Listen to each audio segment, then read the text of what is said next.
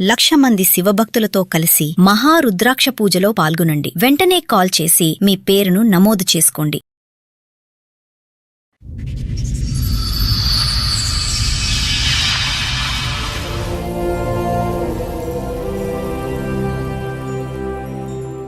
అక్రమ సంబంధాల వల్ల అమ్మలు పిల్లల్ని చంపేస్తున్నారు. ఆ అక్రమ సంబంధం ఉన్న వ్యక్తులు వచ్చి పిల్లల్ని చంపేస్తున్నారు. వీళ్ళిద్దరూ కలిపి భర్తలను చంపేస్తున్నారు, లేదా భర్తలు భార్యలను చంపేస్తున్నారు. అమ్మ ఉంటే 100 మంది ఉన్నట్టు అని అమ్మ వదిలేయడం ఏంటండి? అమ్మ మీద కేసులు వేసుకోవడం ఏంటి? అమ్మ కేసులు వేయడం ఏంటి? అమ్మ పిల్లల్ని చంపేయడం ఏంటి? పెళ్లి చేసుకోవడానికి ముందు నువ్వు నాకు నచ్చినావు అని చెప్పింది. పెళ్లి అయినాక వారం రోజులకే నువ్వు నాకు నచ్చలేదు, నాకు వ్యవసాయం చేసేవాడే కావాలి, నేను ఉరేసుకుని చనిపోతానని బ్లాక్ మెయిల్ చేసి గడే పెట్టుకొని నేను లోపల ఉరేసుకుంటాను, డ్యూటీకి వెళ్ళకూడదని బ్లాక్ మెయిల్ చేసేది. ఇప్పుడు ఆవిడ రైతునే చేసుకోవాలని ఎందుకు అనుకుంది? అంటే నాకు ఆస్తి కోసం చేసుకున్నాను, ఏదైనా పండనికే కాదు నేను పెళ్లి చేసుకున్నదని చెప్పింది. ప్రతిరోజు నరకం అనిపించిన మేడం. 5 సంవత్సరాల పాటు ఇదే పాట ఆవిడ. అవును అవును సార్. ఈ పాట పాడుతూనే 2 పిల్లలు కనేసిందా? ప్రపంచానికి చెప్పకూడదు అనుకున్నా. తన్నేది దగ్గరికి పోతే తర్వాత గీరేది నా దగ్గర ఉండే టార్చర్. డిప్రెషన్ నాకు బాగా వెళ్ళిపోయింది సార్. 2019లో నేను సూసైడ్ చేసి పిల్లలకి నేను కావాలనే ఉద్దేశంతో బ్రతుకుండాలి, కానీ ఒక తండ్రి భార్యకి నేను వద్దు అని అనుకుంటే ఎలా? మమ్మీ వద్దా? మమ్మల్ని చంపేయడానికి చూస్తారు మేడం. ఆ పిల్లలకి ఆ చేతులు కాలిపోటాలేంటి, ఒళ్ళు కాలిపోటాలేంటి? ఈరోజు ఆ పిల్లలు ప్రాణాలతో బ్రతికి బట్ట కట్టారంటే కనుక ఎంత అదృష్టం అది. దీన్ని నాంచి నాంచి నాంచి గోటుతో పోయేది గొడ్ల వరకు తెచ్చుకోకండి. మీరు ఉరితాడు తెచ్చుకుని ఫ్రెండ్ ఇంటికి వెళ్ళి ఉరేసుకున్నారు, వాళ్ళు చేసుకోలేకపోతున్నారు, అంతే తేడా. పిల్లలు మీ దగ్గర ఉన్నంత వరకు మీరు ఆ చైర్ మీద కాలు మీద కాలేసుకుని కూర్చోవచ్చు సార్. సార్, మేడం గౌడ్ గారు ఆయన సమస్య చెప్పుకోవడానికి ఇక్కడి వరకు వచ్చారు. ఆయన సమస్య ఏంటో అడిగి తెలుసు. నమస్తే అండి. నమస్కారం మేడం. ఓకే, ఇక్కడ వరకు దేనికి వచ్చారు? మీ సమస్య ఏంటి? మా భార్య ప్రాబ్లం వల్ల వచ్చింది మేడం. ఓకే, పెళ్లి చేసుకోవడానికి ముందు నువ్వు నాకు నచ్చినావు అని చెప్పింది. పెళ్లి అయినాక వారం రోజులకే నువ్వు నాకు నచ్చలేదు, నాకు వ్యవసాయం చేసేవాడే కావాలి, నేను ఉరేసుకుని చనిపోతానని బ్లాక్ మెయిల్ చేస్తూ ప్రతిరోజు అట్లే ఇబ్బంది పెడుతూ డ్యూటీకి వెళ్ళినప్పుడు గడే పెట్టుకొని నేను లోపల ఉరేసుకుంటాను, డ్యూటీకి వెళ్ళకూడదని బ్లాక్ మెయిల్ చేసేది. అర్ధరాత్రి 10 గంటలకు 12 గంటలకు వాళ్ళ అమ్మలకు ఫోన్ చేసి వాళ్ళతో మాత్రం తప్పైంది అని చెప్పి మళ్ళీ ఆ రోజు పడుకునే వాళ్ళం. 5 సంవత్సరాలు గడిచిపోయింది, పాప పుట్టింది మేడం. మీకు పెళ్ళి ఎంత కాలం అయింది? అంతకుముందు మీ ఆవిడ మీకు ఎలా పరిచయం? నాకు 2009లో జూన్ 18 తారీఖు నాడు పెళ్లి అయింది మేడం. ఆమె ఒక వేరే ఊరికి సంబంధానికి వెళ్ళి వాళ్ళ ఊరు మీదంగా వెళ్తున్నప్పుడు ఎండాకాలంలో ఒక దగ్గర దాహం వేసి నీళ్ళు తాగుతున్నప్పుడు ఒకరిని, ఈ ఊర్లో ఇంటర్మీడియట్ చదివిన అమ్మాయి ఉందంట కదా, మీకు ఏమైనా తెలుసా అని నేను అడిగినాను. ఆయన ఉండి ఇంటర్మీడియట్ గురించి తెలియదు కానీ మా ఊర్లో 2 ఆడపిల్లలు పెళ్లికున్నారని ఒక ఆయన చెప్పారు. సరే అని నేను వెళ్దాం అనుకుంటే ఇంటర్మీడియట్ అని ప్రత్యేకంగా ఎందుకు అడిగారు? డిగ్రీ నేను కంపెనీలో పనిచేస్తున్నా. ఆయన ఏం చెప్పాడంటే, ఫ్రెండ్ వాళ్ళ మరదలు ఉన్నది ఇంటర్మీడియట్ అమ్మాయి, పెళ్లికి నువ్వు అక్కడికి వెళ్ళి చూడు అని చెప్పారు. ఫ్రెండ్ పేరు చెప్పలేదా? పలానా ఇంటి పేరు వాళ్ళు పలానా వాళ్ళు అని చెప్పలేదా? ఓన్లీ ఇంటర్మీడియట్ అమ్మాయి అని. Only intermediate. వాళ్ళ మా ఫ్రెండ్ ఏమో గవర్నమెంట్ టీచర్, వాళ్ళ మరదలు ఇప్పుడు ఇంటర్మీడియట్ చదివింది, పెళ్లికి ఉంది అమ్మాయి అని నేను చెప్పాడంట. ఆయన రాంగ్ చెప్పాడంట. తర్వాత తెలిసింది వాళ్ళ భార్యతో చెప్పిండి ఇట్లా సంగతి ఏంటంటే, ఈ ఒక అమ్మాయి లేదు, ఒక అమ్మాయి ఉంది, వీళ్ళు ఏమనంటే సరే నేను వెళ్ళిపోతానన్నాను. ఈ లోపల వాళ్ళ అన్న ఎక్కడి నుంచి వచ్చాడో వాళ్ళ ఇంటికి వచ్చింది మేడం. వాళ్ళ ఇంటికి వచ్చి మా చెల్లెని చూడడానికి రమ్మని చెప్పని వాళ్ళ భార్య భర్తను ఇద్దరిని అడిగాడు. వాళ్ళ నేనేమో సడన్ గా పోతున్న బాటసాని కదా, నేను గ్యారెంటీ చెప్పలేను, చూడనమ్మా అని అంటే ఆమె ఏం కాదు చూడని అన్నారు. ఆ విధంగా నేను వాళ్ళ ఇంటికి తీసుకెళ్లారు. ఈ లోపల ఆమె రెడీ చేసి కూర్చోబెట్టారు. నేను చూసినా, నేనేం మాట్లాడకుండా సార్ బయటకు వెళ్ళిన. 3 డేస్ తర్వాత ఫోన్లు చేస్తుండ్రు, వాళ్ళన్న కంటిన్యూ ఫోన్ చేస్తుండ్రు. ఏమైనా రాకపోతే మీరంటే, మా పెద్దల సమక్షం లేదు కాబట్టి నేనేం చెప్పలేకపోతున్నా, మా వాళ్ళకి నాకు ధైర్యం వస్తలేదు అంటే, సరే మీ మమ్మల్ని రమ్మంటారా, మీరే వస్తారని వాళ్ళని అడిగాడు. సరే మీకు నచ్చిందో లేదో మళ్ళీ నాకేం తెలియకుండా నేనేం చెప్పలేను కదా అంటే, నాకు ఓకే అని చెప్పిండు. ఆయన వాళ్ళ చెల్లెలకి ఫోన్ ఇచ్చిండు. ఈమె ఫోన్లో నువ్వు నాకు నచ్చినావు అని చెప్పింది. చెప్పిన తర్వాత అప్పుడు సరే ఇప్పుడు చెప్పిన వాళ్ళకి అప్పుడు డిసిషన్ చెప్పిన. ఇప్పుడు మా పేరెంట్స్ ని తీసుకొస్తా, నేను ఇండివిజువల్ గా పెళ్లి చేసేటట్టు. ఆ రోజుల్లో మీకు 28 years దాకా ఎందుకు పెళ్లి అవ్వాలా? ఫైనాన్షియల్ గా మేము పూరు. నేనేం బయట ఇండస్ట్రీలోనే వర్క్ చేసుకుంటూ ఉన్నాను. ఇంకా నేను సంబంధాలు అనేది ఇంటికి పెద్దగా వచ్చినాయి ఎట్లా ఏం లేవు. దానివల్ల ఇప్పుడు ఆవిడ రైతునే చేసుకోవాలని ఎందుకు అనుకుంది? అంటే పొలాలు ఎకరాలు ఉంటాయి అన్నా, లేకపోతే ఏంటి? ఆమె నాకు వ్యవసాయం చేసేవాడే కావాలి, నువ్వు నాకు అవసరం లేదు వద్దని. సరే, ఏదో రకంగా ఒక 5 ఏళ్ళు 2 పిల్లల అయినాక 2 పిల్లలు మేడం. ఓకే, ఒక 5 ఏళ్ళు బాగానే ఉన్నారు. లేదు మేడం, కంటిన్యూ పెళ్ళైన అదే 4 రోజుల నుంచి స్టార్ట్ అయింది 4 రోజుల గొడవ. నుంచి స్టార్ట్ అయింది. ఉన్నంతలో 5 ఏళ్ళు బాగానే ప్రతి ఉన్నారు. రోజు నరకం అనిపించిన మేడం. నేను ఉమ్. డ్యూటీ అలా ఎప్పటిదాకా కలిసి ఉన్నారు? కలిసి కంటిన్యూగా అయిన తర్వాత ఒక 5 years కంపెనీలో కంటిన్యూ పెళ్ళైనాక 5 years ఒక పాప మాత్రం అప్పటికి పాప పాలు చిక్కు. సారీ, కంటిన్యూస్ గా ఇది ఒక్కటే రిక్వైర్మెంట్ ఆ అమ్మాయికి? నువ్వు ఉద్యోగం కాదు, నాకు వ్యవసాయస్తుడు కావాలి, ఉద్యోగం కావాలి, ఇది 5 సంవత్సరాల పాటు ఇదే పాట ఆవిడ. అవును అవును సార్. ఈ పాట పాడుతూనే 2 పిల్లలు కనేసింది ఆవిడ. అవును సార్. అది మీరు ఇంకోటి నా ఒక్కసారి అడగలేదా? దగ్గర రానిపోయేది ఇది ఇది అప్పుడు నాకు కావాలనుకున్నప్పుడు ఎవరు చెప్పలేదు, ప్రపంచానికి చెప్పకూడదు అనుకున్నా.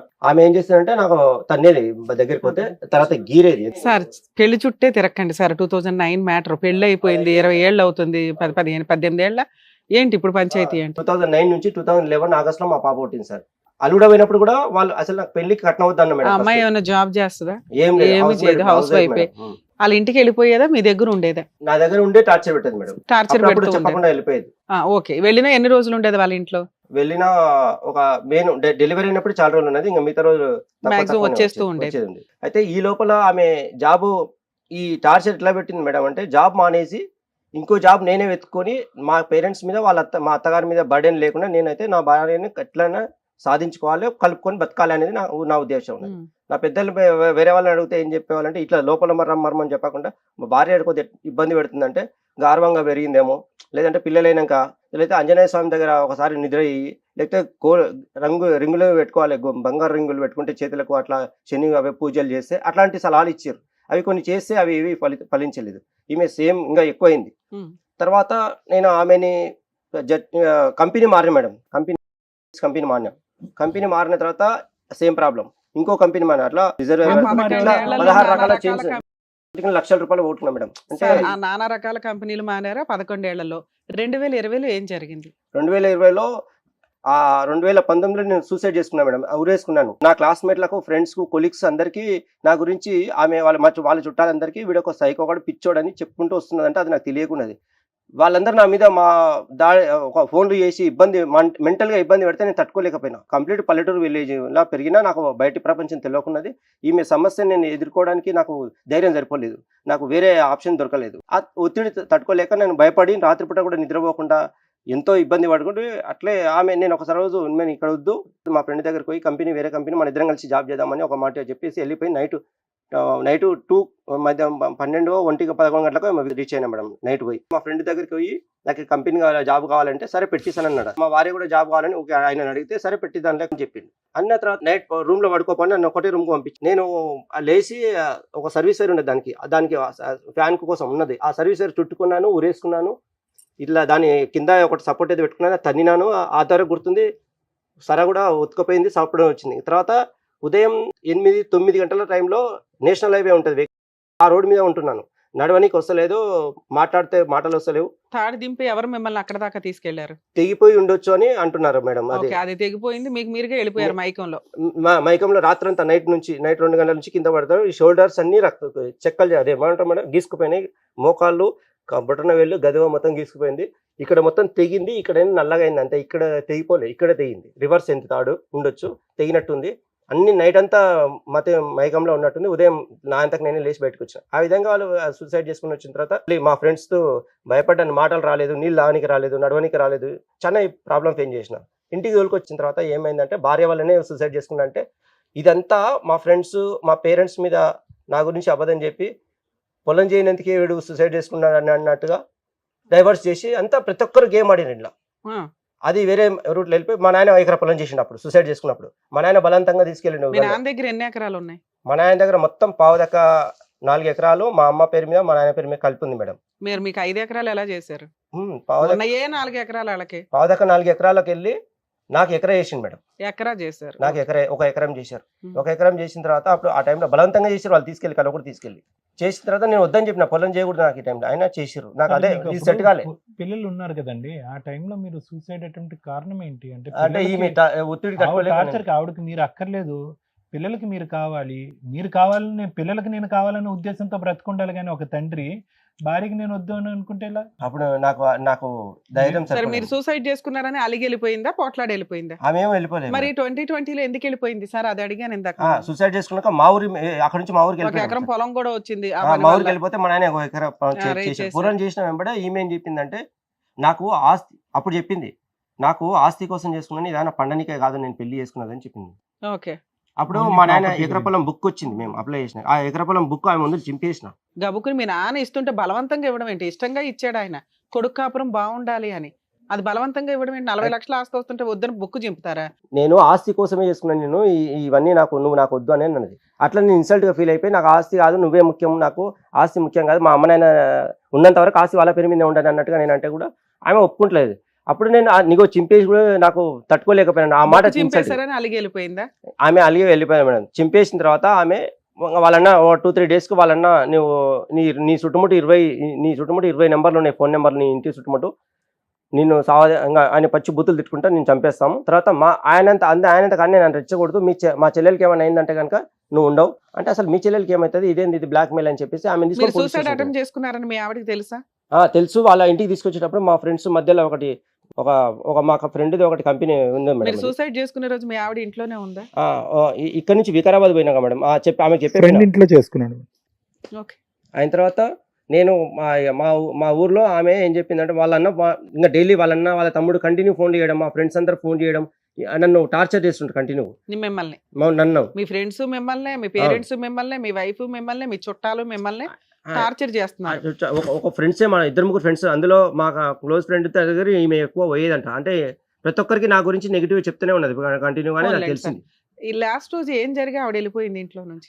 ఆమె నేనే తీసుకెళ్ళాను మేడం. నేనే ఆ రోజు ఈయన చంపుతా అన్నప్పుడే నిన్ను పోలీస్ స్టేషన్ తీసుకెళ్ళి, మీ అన్న నీ గురించి నీకు ప్రాణహాని ఉంది కదా, మీ అన్న నాకు వార్నింగ్ ఇస్తున్నాడు కదా, పోలీస్ స్టేషన్ కంప్లైంట్ ఇద్దాం పని పోలీస్ స్టేషన్ తీసుకెళ్తే ఈమె వాళ్ళన్న నేనే తీసుకెళ్ళాను మేడం. నేనే తీసుకెళ్ళాను. ఆమె బంగారం తీసుకో, నీ దగ్గర ఉన్న డబ్బులు మొత్తం తీసుకో, నాకు వద్దని చెప్పి ఆమె వీడియో తీసిన, అవన్నీ ఆమె దగ్గర ఉన్నాయి. ఆ వీడియో తీసిన నా ఫోన్లో ఇప్పటికి ఉంది. ఆ వీడియో తీసుకొని, బంగారం నీ దగ్గర అన్ని ఉన్నాయని చెప్పి తీసుకొని పోయినా. నేను పిల్లల్ని కూడా తీసుకొని పోయి ఆ పోలీస్ స్టేషన్ కంప్లైంట్ చేద్దామంటే, పోలీసులకు చెప్పే లోపల మా ఆయన వచ్చింది ఆడికి, నాకు తెలియకుండా, నువ్వు వీడు మతి స్థిమితం లేదు ఇతనికి, మా బావకు, వీళ్ళు అప్పుడప్పుడు గొడవ పడుతుంటారు, నేను కౌన్సిలింగ్ ఇప్పించి 4 రోజుల తర్వాత మా చెల్లెని తీసుకెళ్ళి మా పెద్దల సమక్షంలో అని చెప్పి, అది నాకు నా మాటలు ఏంటలేరు పోలీసులు. సరే, మీ అన్న వచ్చేమన్నాడు? మా అన్న వచ్చి, నిన్ను అడవిలోకి పోతే పెట్రోల్ పోసుకొని పట్టుకొచ్చి మేము కొట్టినాం అని అంటే, దాని అర్థం నాకేమో అర్థం కాలేదు. నేను అడవిలో పారిపోతే పట్టుకొచ్చి పెట్రోల్ పోసుకొచ్చి డీజిల్ పోసుకొచ్చి వాడిని తోలుకొచ్చినాం అని చెప్పి మెత్త కొడక నిన్న అంటే. 2020లో వెళ్ళిపోయిందా మీ ఆవిడ? అప్పుడు నేనే తీసుకెళ్ళి అక్కడ నుంచి తీసుకెళ్ళిపోయారు. ఇప్పటికి 6 ఏళ్ళు అవుతుంది. మీ ఇద్దరి మధ్య పెద్ద మనుషులు పంచాయతీలు గానీ ఏమన్నా జరిగినాయా? పెద్ద మనుషుల పంచాయతీ ఏం జరగలే. ఓన్లీ వాళ్ళే పిలిపించేవారు. నాకు ఆస్తి కోసం అనేది, వాళ్ళ ఇంటికి పోయినా నాకు పిల్లలు కావాలి, పెళ్ళని. 6 ఏళ్ల నుంచి మీ ఆవిడ వాళ్ళ పుట్టింట్లోనే ఉంటుందా? మధ్యలో మా ఇంటికి వచ్చేది మేడం. అప్పుడప్పుడు నన్ను కడతాలు తీసుకెళ్లారు, యోగా చేయమన్నారు. యోగా చేస్తుంటే కళ్ళు మూసుకుంటే పారిపోయి వచ్చేసారు వాళ్ళు. ఎవరు, నేను ఒక్కడనే ఉండి చాలా ఇబ్బంది పడి వచ్చిన. తర్వాత నన్ను డాక్టర్ దానికి వెళ్ళాలి, నీకు పిచ్చెక్కిందని చెప్పి వాళ్ళు మాట్లాడకుండా బలవంతంగా ఇద్దరు కార్లో కూర్చోబెట్టుకొని, ఎందుకు ఇట్లా కూర్చోబెడుతున్నా అంటే వినలే వాళ్ళు. నన్ను ఒక జంతువులాగా నన్ను బిహేవ్ చేసి. జాబ్ చేస్తున్నారా లేదా? 2019 నుంచి జాబ్ చేస్తూ అక్కడ నుంచి డైరెక్ట్ మా ఊరికి తీసుకెళ్ళినప్పుడు జాబ్ మొత్తం క్లోజ్ అయిపోయింది. 2019 నుంచి మీరు జాబ్ చేయట్లేదు. 20 నుంచి కలిసారండి. మమ్నార్ లో ఎస్విఎస్ హాస్పిటల్లో సైకరాలజిస్ట్ అడిగారు మేడం. వాళ్ళు ఏం చెప్పారంటే, ఎందుకు సూసైడ్ చేసుకున్నావు అంటే, మా భార్య ఒత్తిడి వల్ల రీజన్ చెప్పినాం. పిల్లలు ఎవరి దగ్గర ఉన్నారు? కొన్ని రోజులు వాళ్ళ ఇంటికాడ ఉన్నారు. పిల్లలు చూడడానికి వాళ్ళ ఇంటికి వెళ్తే చూడనివ్వలే. నాకు పిల్లల్ని చూడకుండా నేను ఉండాలేనంటే, పిల్లలు రాలేదు, నన్ను చూస్తున్నారు రావట్లేదు. అట్లా వాళ్ళు అట్లే ఉండి ఆ ఎండకు అట్లే పడుకున్నా. వాళ్ళ ఇంటికి పిల్లలు ఎవరు? నా పిల్లలే మేడం. మీతో పాటు వచ్చారా? అవును మేడం. నన్ను చూడనియకపోతే నేను అట్లే బండి పెట్టుకుని ఎండకు అట్లే వాళ్ళ ఆకిట్లో నిలబడ్డాను అనమాట. ఎన్ని సందర్భాల్లో మీ భార్య ఇంటి నుంచి వెళ్ళిపోయినప్పుడు, ఎన్ని సందర్భాల్లో పిల్లల్ని తీసుకుని వెళ్ళింది, ఎన్ని సందర్భాల్లో పిల్లల్ని మీ దగ్గరే వదిలేసి వెళ్ళింది? ఎక్కువ సార్లు పిల్లలు తీసుకెళ్ళింది మేడం. సార్, మీ ఇద్దరి మధ్య విపరీతమైన గొడవ ఉంది. మీ ఆవిడ మిమ్మల్ని పీకు తినేస్తారు. అవును సార్. పిల్లలు మీ దగ్గరికి ఎలా వచ్చారు? మీరు ఇక్కడికి ఎందుకు వచ్చారు? పిల్లలు ఆమె ఆస్తి కావాలన్నది కదా మేడం, నేను చేసిన ఆమె పేరు మీద ఎకరా పొలం రిటర్న్ ఆమె పేరు మీద చేసిన వాళ్ళ ఊర్లోనే ఉన్నది. పిల్లలు చూడనియాలి కదా, బలవంతంగా వాళ్ళ ఆకిట్లో పడుకుంటే, ఎండకు పడుకుంటే, తర్వాత కొద్దిగా పర్మిషన్ ఇచ్చారు. పిల్లలు తీసుకొని బయటకు వెళ్తే పిల్లలు అన్నారు, మామ అమ్మమ్మ మమ్మీ చెప్పింది, నువ్వు పిచ్చెక్కిందంట నీకు, మమ్మల్ని చంపుతావు, అందుకే డాడీ దగ్గర పోకూడదు అని చెప్పిర్రు. అందుకే మేము అని అంటే, నేను అది విని అసలు బాధపడ్డా. సరే అని మళ్ళీ వాళ్ళ ఇంటికాడ తోలి మామిడిపల్లి తీసుకెళ్ళి, అప్పుడు తీసుకెళ్ళి వాళ్ళ ఇంటికి తోలిసి సపరాకుండా వచ్చి, మళ్ళీ నేను నాకు పెళ్ళం కాలేదు, చంపినా సరే అంటే వాళ్ళ ఇంటికి వస్తే చంపుతామన్నారు. చంపినా సరే అని నేను మా ఇంటికాడ ఉండలేకపోయినా. పిల్లలు మీ దగ్గరికి ఎప్పుడు వచ్చారు?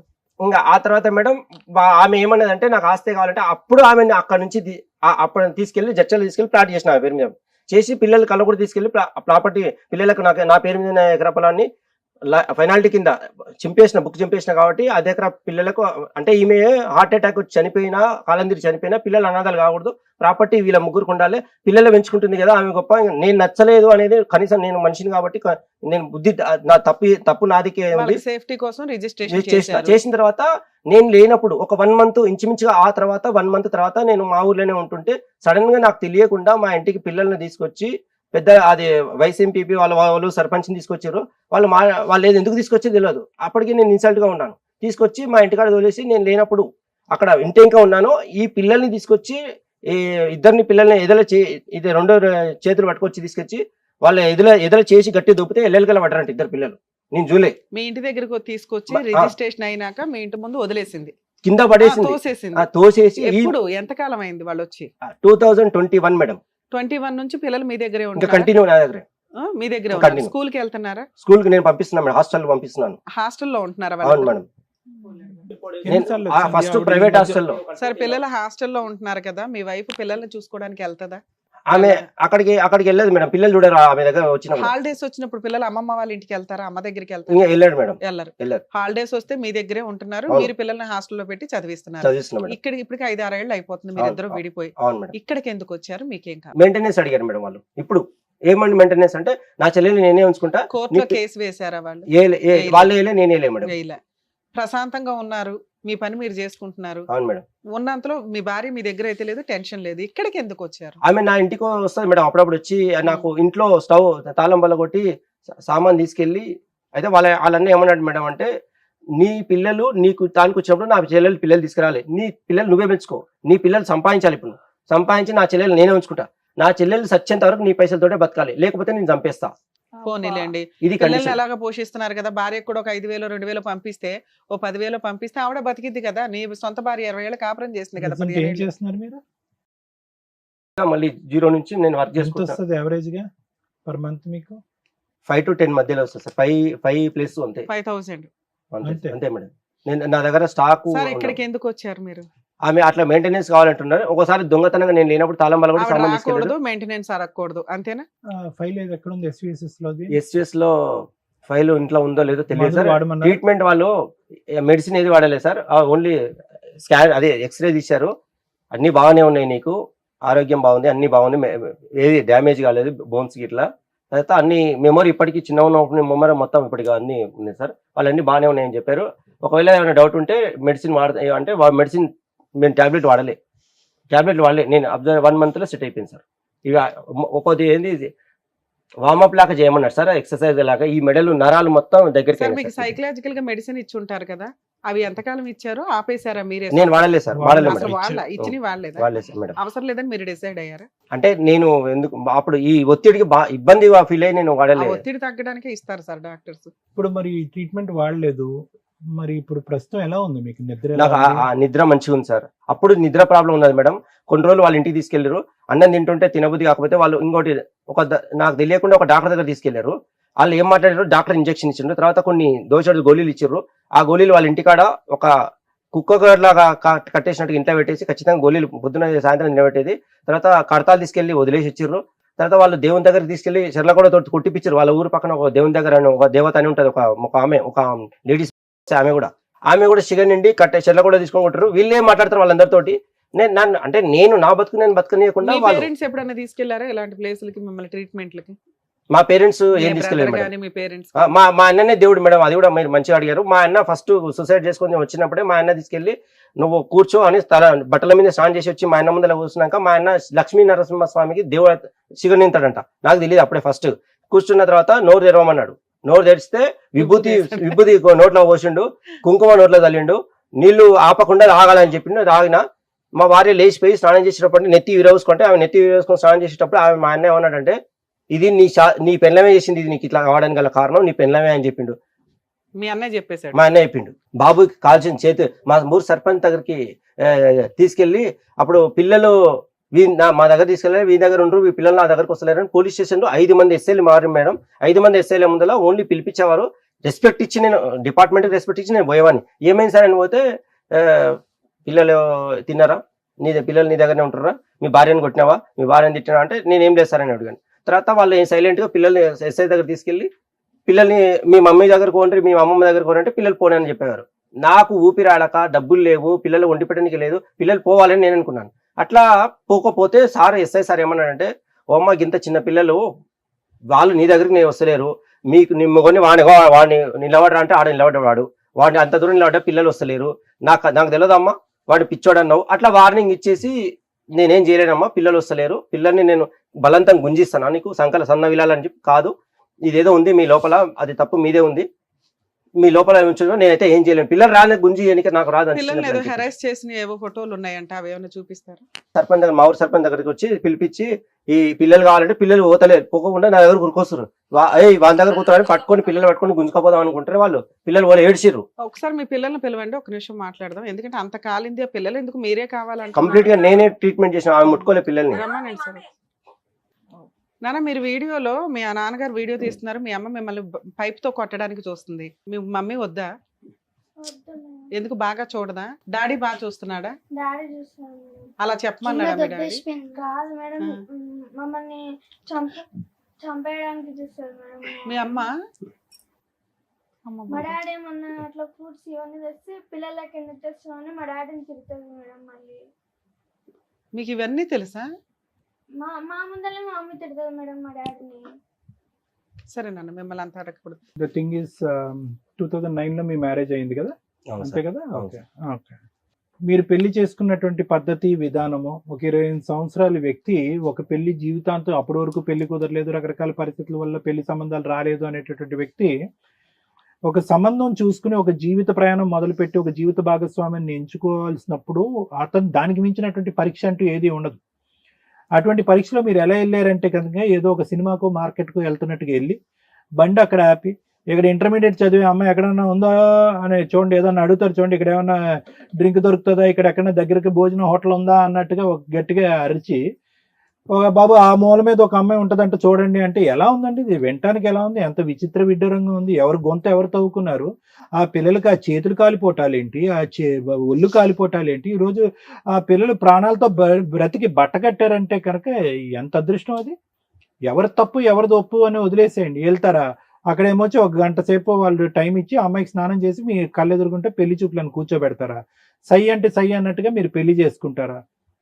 అసలు ఏమన్నా అర్థం పర్థం ఉందండి? ఓకే, లేదు మనకి. ఎందుకంటే ఇక్కడ ఒక సైడ్ ఆఫ్ ద స్టోరీయే కనిపిస్తుంది, రెండో సైడ్ ఆఫ్ ద స్టోరీ కనిపించట్లేదు. రెండో side first part of the story ఎంత ఆశ్చర్యంగా అనిపిస్తుందో పెళ్లి చేసుకునేటువంటి విధి విధానం. Second half of the story పెళ్ళైనటువంటి వారం రోజుల్లోనే శారీరకంగా అమ్మాయి నాకు కోఆపరేట్ చేసేది కాదు, పగలనక రాత్రి అనక నువ్వు రైతు అయితే కనుక నాకు ఇష్టం, నువ్వేమొచ్చి రైతు కాదు కాబట్టి నువ్వు నాకు వద్దు అని చెప్పి మిమ్మల్ని హింస పెట్టి బాధ పెట్టి, ఏది పెళ్ళైనటువంటి వారం రోజులకి హింస పెట్టి 5 సంవత్సరాల పాటు అదే పద్ధతిలో హింస పెడుతూ కేవలం నేను నీ జీవితంలోకి ఎంటర్ అయింది ఒకే ఒక కారణం ఏంటంటే నీ ఆస్తి కాజేయటానికి అని చెప్పేటటువంటి కథ ఏదైతే ఉందో వాస్తవం ఉంటే ఉండొచ్చు, కానీ మళ్ళీ నేను ఏం చెప్తున్నానంటే second half of the story మనకు తెలియదు ఇక్కడ. ఓకే, ఎందుకు అంటే కనుక ఈరోజు ఒక్కర్లే వచ్చారు. ఎవరు వచ్చారు? రమేష్ గారు అతని 2 పిల్లలతో పాటు వచ్చారు. ఎవరు రాలే. అన్న లేడు, అమ్మ లేదు, అక్క లేదు, చెల్లి లేదు, తండ్రి లేదు, ఇటు లేదు. అటువైపు వాళ్ళు ఎలాగరారులేండి, అటువైపు వాళ్ళు వస్తే కనుక ఇంకో విధంగా ఉంటుంది ఇక్కడ కదా. 2 పిల్లలు వచ్చారు మీతో పాటు. ఎందుకు వచ్చారు 2 పిల్లలు అంటే కనుక ఈరోజు ఆ పిల్లలకి దిక్కుమొక్కు లేక వచ్చారు మీతో పాటు.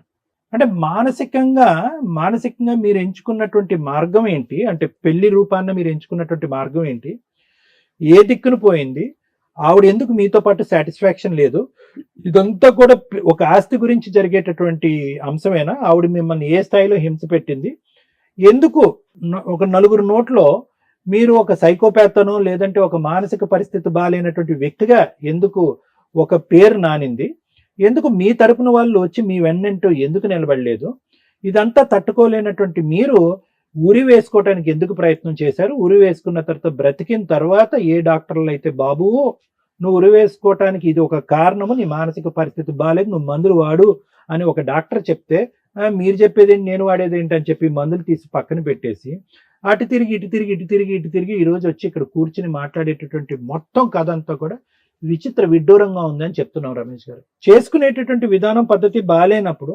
ఆవిడతో ప్రయాణం చేస్తూ అంత శాడిస్ట్, మీ లెక్క ప్రకారం చెప్పాలంటే హింస పెట్టి బాధ పెట్టి నరకయాతన చూపెట్టే ఒక శాడిస్ట్ భార్యతో, ఎందుకంటే ఒక 16 సంవత్సరాలు ఒక ఆడపిల్లని ఇలా కళ్ళెదురుకుంటే అక్కడ కూర్చోబెట్టి సినిమా అంతా చూపెట్టం ఎంత నరకం చూస్తుంటుందండి ఆ మహాతల్లి. పక్కన ఇంకో కొడుకు ఏంటండి? పోనీ అమ్మాయి అంటే కనుక పెళ్ళైనటువంటి కొత్తలో మాకు అవగాహన లేదు కాబట్టి ఏదో అలా పుట్టేసింది అని అనుకుందాం. కరెక్ట్గా అక్కడ 3-4 ఇయర్స్ గ్యాప్లో మీతో ఎంతో ఒక లవ్ స్టోరీ ఉంటేనే కదా ఇంకో అబ్బాయిని కన్నారు మీరు. ఎందుకు కనాలండి? ఒక్క రోజైనా కూడా మీరు ఆ అమ్మాయితో పాటు సుఖపడాము అనే మాట అన్నారా? సహజంగా ఇక్కడికి చాలా మంది కేసులు వస్తాయి మేడం. ఫస్ట్ 3 ఇయర్స్ బాగానే ఉండేదండి, తర్వాత 4 ఇయర్స్ బాగానే ఉండేదని అండి.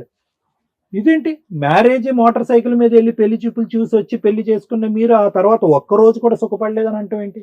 మీ ఎస్టిమేట్ తప్ప, లేదా ఆ అమ్మాయి మొత్తం ముసుగు కప్పుకుని వచ్చి మీ ఎదురుగుంట కూర్చుందా? ఒకప్పుడు ముసుగు కప్పుకుని కూర్చుని మోసం చేసే వ్యక్తిత్వం ఉండేటటువంటి వ్యక్తితో 16 సంవత్సరాలు 12 సంవత్సరాలు ఎందుకు కాపురం చేశారు? 2 పిల్లల్ని ఎందుకు అన్నారు? ఊరేసుకునే పరిస్థితి వరకు ఎందుకు వచ్చింది? ఎక్కడో సాగరం పచ్చు కదా, గుడ్ బై చెప్పొచ్చు కదా, బై బై చెప్పొచ్చు కదా.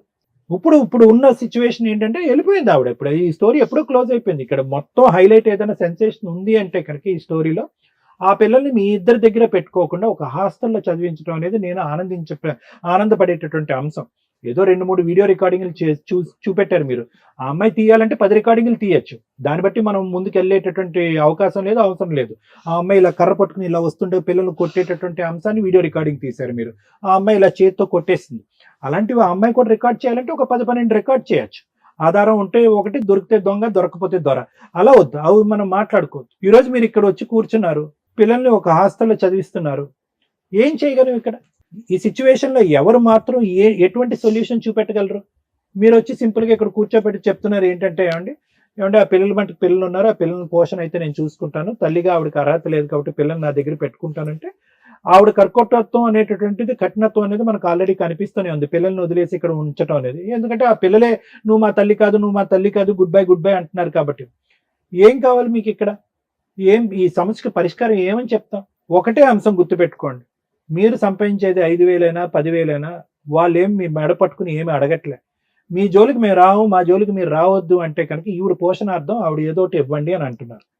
ఆవిడ రాక్షసి అయినా, భయంకరమైనటువంటి మనిషి అయినా, ఆవిడ పోషణకి మీరు ఏమిస్తారు అనేటటువంటిది ఒక్కటి ఆలోచించుకుంటే ఇదంతా ఇష్యూ ఈజీగా సెటిల్ అయిపోతుంది. అలా కాకుండా ఒక 2,000 3,000 మెయింటెనెన్స్ ఇచ్చే కాడకి మీరు ఇవ్వకుండా దీన్ని నాంచి 10 మంది పెద్దల మనుషులకి ఈ స్టోరీ చెప్పుకుంటూ ప్రతి చోటగా ఆ పిల్లల్ని హాస్టల్ని తీసుకొచ్చి వాళ్ళని పాక్షికంగా కానీ పరోక్షంగా కానీ ఇలాంటి అంశాలకు ఎక్స్పోజ్ చేయటం వల్ల ఆ పిల్లలు ఇద్దరు కూడా మెంటలీ అన్వెల్ అయిపోతారు రానున్న రోజులు. గోటుతో పోయేది గొడ్ల వరకు తెచ్చుకోకండి. వాళ్ళు మీ జోలికి రావట్లేదు, మీరు వాళ్ళ జోలికి వెళ్ళట్లేదు. పిల్లల్ని ఈడ్చుకుని వెళ్తాను, నా తల్లిగా నాకే ఆ పిల్లల మీద హక్కు ఉంది అనేటటువంటి మాట రావట్లేదు. పిల్లలు మీ చెంతనే ఉన్నారు, మీ పాటే పాడుతున్నారు, మీతోనే ఉంటాను అంటున్నారు. దీనికి మించినటువంటి అదృష్టం ఏమీ లేదు. వాళ్ళు మీ జోలికి రాకూడదంటే ఆవిడ పోషణ నిమిత్తం ఎంతో కొంత డబ్బులు అడుగుతుంది. పట్టుదలకు పోవద్దు.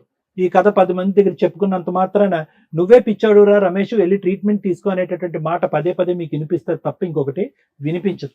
నాకేమనిపిస్తుంది అంటే, నిజంగా ఆ ఉరి వేసుకోక ముందు కూడా మీరు ఒక డిప్రెషన్లో ఉన్నారు, వేసుకున్న తర్వాత ఇంకా డిప్రెషన్లోకి వెళ్ళిపోయారు. దానికి ఆవిడ కారణమా, ఎవరు కారణం అనేది అది మీ మనస్సాక్షికి, మీ అంతరాత్మకు నేను వదిలేస్తున్నాను. నేను ఎందుకు ఒక సైకియాట్రిస్ట్కి, ఒక డాక్టర్గా ఎందుకు ఇంత వివరణ ఇస్తున్నానంటే, ఎంత మెయింటెనెన్స్ ఇస్తారు, ఎప్పుడు ఇస్తారు, విడాకులు ఎలా తీసుకోవాలనే సబ్జెక్ట్ నాది కాదు. అదంతా కోర్టు పరంగా లాయర్ మేడం చెప్తారు. నేనేమంటున్నానంటే, వన్ అండ్ ఓన్లీ టార్గెట్ మీకు ఈ జీవితంలో ఏదో అయితే ఉందో, 16 సంవత్సరాలు ఒక ఆడపిల్లని భయంకరమైనటువంటి టార్చర్కి, చూడకూడనటువంటి సన్నివేశాలకి, సిచ్యువేషన్కి ఎక్స్పోజ్ చేశారు. మీరు ఉరితాడు తెచ్చుకుని ఫ్రెండ్ ఇంటికి వెళ్ళి ఉరేసుకున్నారు, వాళ్ళు చేసుకోలేకపోతున్నారు, అంతే తేడా.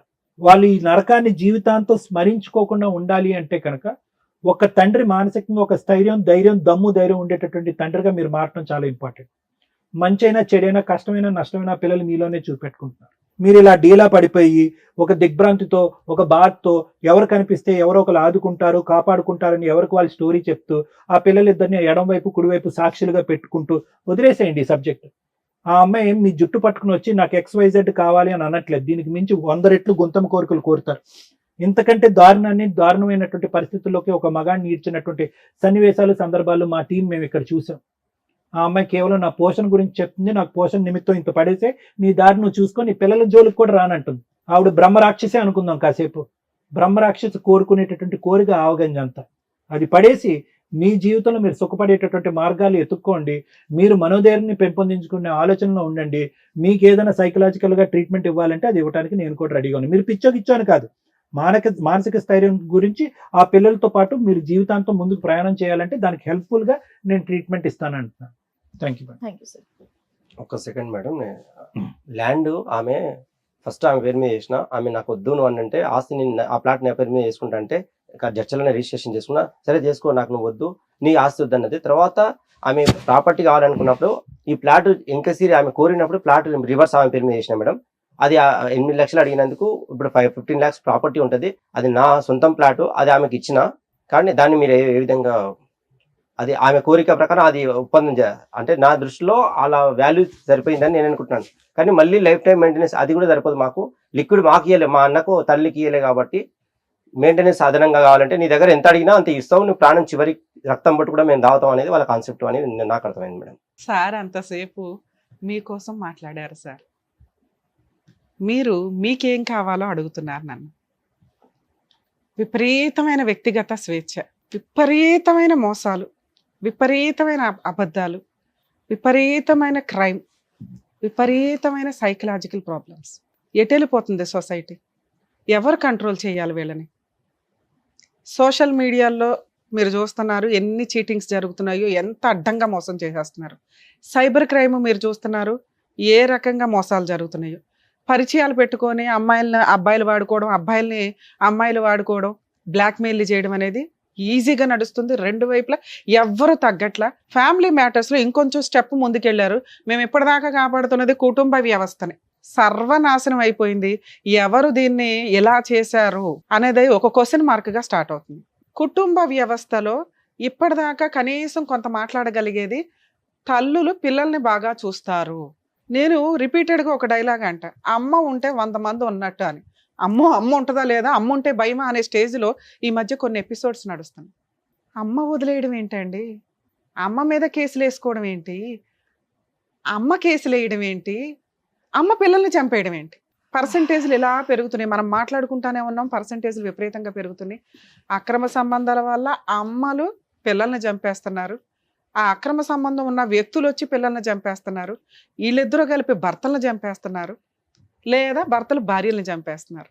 మా వంతు ప్రయత్నం మేము చేస్తున్నాం సుమన్ టీవీ కార్యక్రమం ద్వారా కుటుంబ వ్యవస్థని కాపాడడానికి.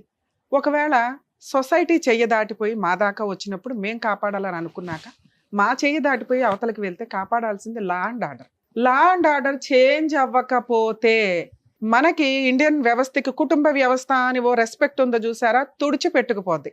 ఈ రోజున రిలేషన్స్కి ఒక భార్య, భర్త, అత్త, కోడలు, మరుదులు, మా బావలు, ఆడబడుచులు ఇట్లాంటివి దొబ్బి అవతల పోయినాయి. అసలు అవి చెప్పుకోవడానికి కొన్ని రోజులు రికార్డు బుక్కుల్లో ఎత్తుక్కోవాలో ఏంటో. కొత్త కొత్త రిలేషన్స్, డేకి ఒక రిలేషన్ వస్తుంది. అంకుల్స్తో ఒక రిలేషను, ఫ్రెండ్స్ ఒక రిలేషను, సమ్మర్కి ఒక రిలేషను, వింటర్కి ఒక రిలేషను. ఏం జనరేషన్స్ ఇవి? చెయ్యి దాటిపోతుంది గవర్నమెంట్ మీరు చూసుకోకపోతే. రేపటి రోజున మీరు ఏ ప్రజల కోసం ఈ పథకాలు తీసుకొస్తున్నారో, ఏ ప్రజల కోసం ఈ సాఫ్ట్వేర్లు, ఏఐలు తీసుకొస్తున్నారో ఆ ప్రజలే రేపటి రోజున యంత్రాలుగా మారి ఎందుకు పనికి రాకుండా అయిపోతారు. పొలిటికల్గా గవర్నమెంట్ కొంత చేంజ్ అయ్యి ప్రజల కోసం నిజంగా మీరు ఆలోచించాల్సి వస్తే, ప్రజల కష్టార్జితానికి, ప్రజల కుటుంబ వ్యవస్థకి, రిలేషన్స్కి ఇంపార్టెన్స్ ఇచ్చేలాగా కొంత చూస్తే మన సాంప్రదాయాల్లో చాలా మంచి విషయాలు ఉన్నాయి. వ్యవసాయం కానీ, టెక్నాలజీ కానీ, పనులు చేసేవి కానీ, ఇవన్నీ ఆఫ్టర్ ఆల్ అయిపోయి మనుషులు టెంపరీ ఆలోచనలు, టెంపరీ ఆనందాలకి ముందుగా వెళ్ళిపోతూ సైకలాజికల్ ప్రాబ్లమ్స్ తోటి సూసైడ్లు చేసుకుంటున్న బ్యాచ్ విపరీతంగా పెరుగుతున్నారు. ఈ ప్రాబ్లమ్స్లో ఈ రోజున సఫర్ అవుతున్న వ్యక్తి ఒక తండ్రి అయినా, ఒక భర్త అయినా, భార్య కూడా ఉందేమో అని నా డౌట్.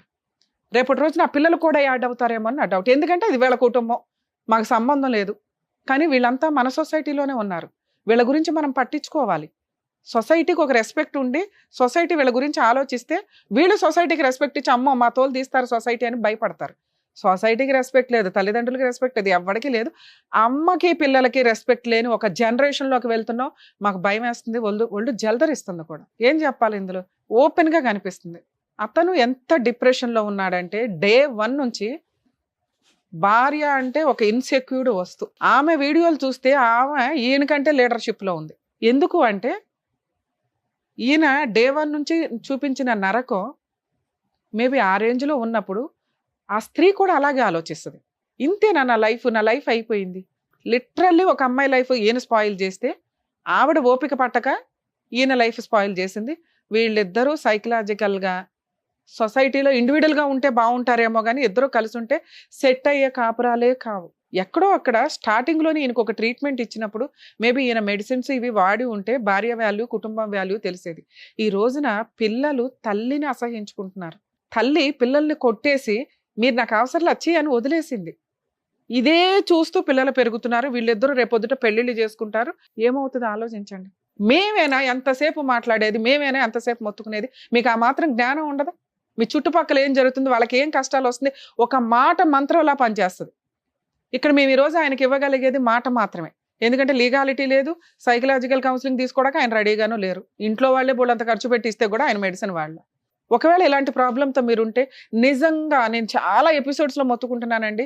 జ్వరం వస్తే ఎలా వెళ్తారో, డిప్రెషన్ వచ్చింది మీ ఫ్రెండ్కి తీసుకెళ్ళండి, మీ భార్యకి తీసుకెళ్ళండి, మీ బ్రదర్కి తీసుకెళ్ళండి, మీ సిస్టర్కి తీసుకెళ్ళండి, మీకు నచ్చిన హాస్పిటల్స్కి తీసుకెళ్ళండి. మీ సరౌండింగ్స్లో ఉన్నాయి. వాళ్ళు మెడిసిన్ ఇచ్చారంటే నిద్రపోవడానికి ఇస్తారు. నాకున్న చిన్న నాలెడ్జ్ ప్రకారం మెడికల్గా నిద్రపోయారు అంటే 90% ప్రాబ్లమ్స్ క్లియర్ అవుతాయి. అమ్మో విపరీతంగా నిద్రపోతారండి. అరే అలా నిద్రపోకే ఆలోచన విధానాలు తేడాగా వస్తాయి. గట్టిగా 3 months హ్యాపీగా నిద్రపోయినాక మళ్ళీ మీకు మీరు క్యూర్ అయినాక అప్పుడు ఆలోచించండి ఏది మంచి ఏది చెడు అని. ప్లీజ్ సార్, మీ విషయంలో లీగాలిటీలో మీ ఆవిడకు ఉండే హక్కులు ఏంటో తెలుసుకుందాం ఫస్ట్.